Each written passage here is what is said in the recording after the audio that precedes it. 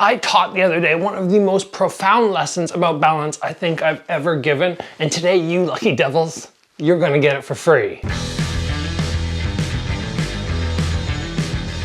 I don't know if there is an expression, but if there's not, there should be, and it could go something like, if you don't have balance, you don't have anything.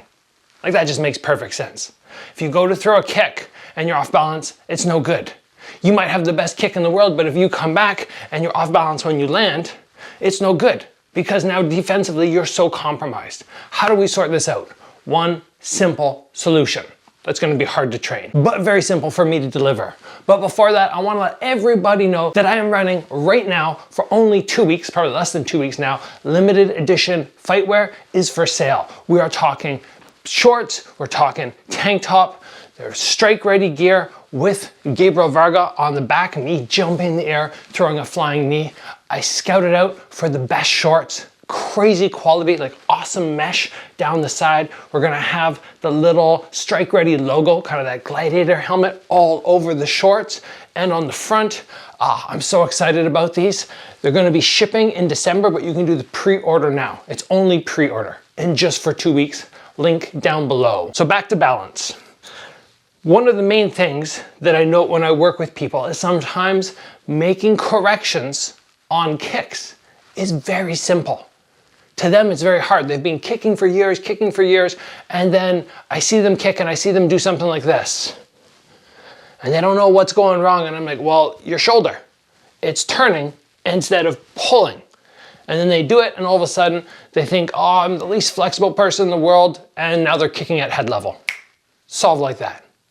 I had an instance the other day where I was trying to work with somebody, one of my very special subscribers. If he's watching, he knows exactly who he is. Mark, you're awesome.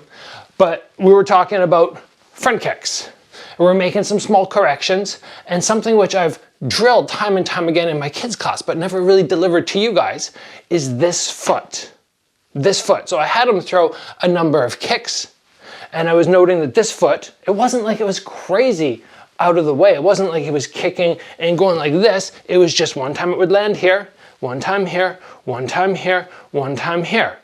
Now this is a very simple concept, but let me expand before you guys click off. So the very first thing that we could do, I'm gonna take a piece of paper here just to make this simple, is we could put our foot on a piece of paper, because I don't want you getting in the habit of being like, okay, my foot started here. That's just gonna be terrible. If at any point in sparring you start doing that, or pad work even, and somebody swats you, that's no good. So do something basic, like put something down that your foot can recognize you've landed on, or something with a little noise, right? There's some noise here. So now I can kick and be okay, okay, and it's landing back. Now this is way too big. I would probably opt for something more like this myself, but again, even if I'm here and I'm getting that kick down and that placement back, it's not really enough. What do we need to be able to do? Well, we need to be able to challenge ourselves in ways like, what if I take a step forward, I kick, and then I come back to where I was? Or what if I have to do something like step back or shuffle forward, right? I do my shuffle front kick, and I come right back to there. This foot placement, whichever leg throws the kick and comes back down, returning exactly where it started, is so ideal. Why is this so important? Well, if you go into your ideal stance, it shouldn't be, well, it could be this, but you know, it could also be this, or it could be this, or how about this? They're all the same. They're all the same to me. They're all ideal. No, that's not the way it should work. It should be, you feel it out, you're like, okay, that's my stance.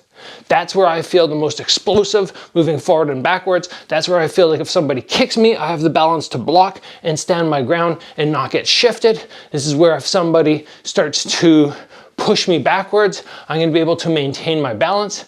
There's so many elements of the foot that kicked coming back exactly where it started, which are so imperative. And once you can do that, once you can start throwing kicks and land right where you started every time, even if it's spinning side kicks, things like that, when you can land right back where you started, you're gonna feel your balance start to just level up. And now all of a sudden, it allows you to do so many more things because of that. So if you were thinking before that, oh, you know, I'm really good off my punches into my kick, but when it comes to kick into punches, I struggle. Well, that's probably because the placement, right? I go here, I'm like, okay, I feel really good for punches. I throw my kick, I come back down, I'm like, oh, what the heck? This feels terrible. But you might not realize that an inch or two in shift in width is not ideal, or you're coming in too narrow, or too shallow, or too long. So if I want to do something like, okay, perfect stance, boom, bam, bam, bam, bam, boom, it's because my feet can come back down.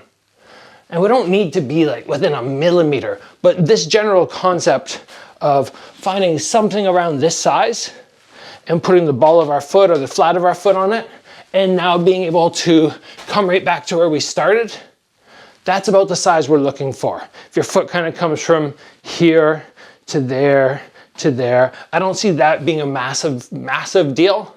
But the one thing I can tell you throughout my years of sparring with so many people is so many people at the end go, Gabriel, wow, your balance.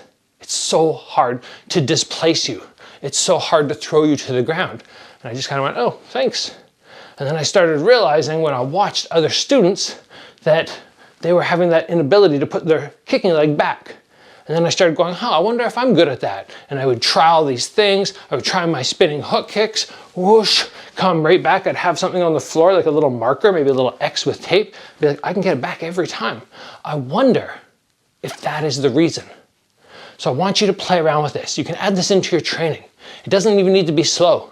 You're hitting the bag, get yourself into a good distance, put a little X on the ground with some tape, do your normal work, boom, boom, boom, and then slam the bag as hard as you can, and when you bring it back, go, oh, that shifted. How about that? Didn't know I was doing that, but now I can work on correcting it. So that's it. Be sure to check out the link below, grab yourself that tank top, those shorts, they're so awesome. And I will see you guys back here soon for another episode.